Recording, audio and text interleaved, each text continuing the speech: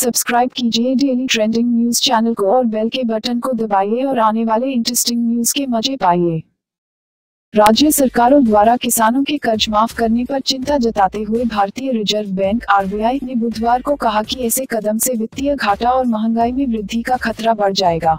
RBI के governor Urjit Patel ने repo rate को यथावत रखने की जानकारी देते हुए संवाददाताओं से कहा, मौद्रिक नीति समिति (एमपीसी) के प्रस्ताव में कहा गया है कि अगर बड़े पैमाने पर किसानों के ऋण माफ किए गए तो इससे वित्तीय घाटा बढ़ने का खतरा है।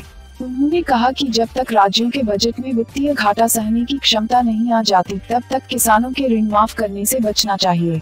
उन्होंने कहा कि यह पिछले 2 से 3 साल में हुए वित्तीय लाभ को घटा सकता है। उन्होंने यह भी कहा कि वित्तीय घाटा बढ़ने से जल्द ही महंगाई भी बढ़ने लगेगी। पटेल ने कहा कि पहले भी देखा गया है कि किसानों के ऋण माफ करने से महंगाई बढ़ी है, इसलिए हमें बेहद सावधानी से कदम रखने चाहिए, इससे पहले कि स्थिति नियंत्रण से बाहर हो जाए। गौरतलब है कि देश भर में किसानों द्वारा समय समय पर ऋण माफी की मांग उठती रही है। उत्तर प्रदेश के बाद महाराष्ट्र के मुख्यमंत्री देवेंद्र फडणवीस ने भी राज्य के इतिहास में सबसे बड़े कृषि ऋण माफी की घोषणा की है।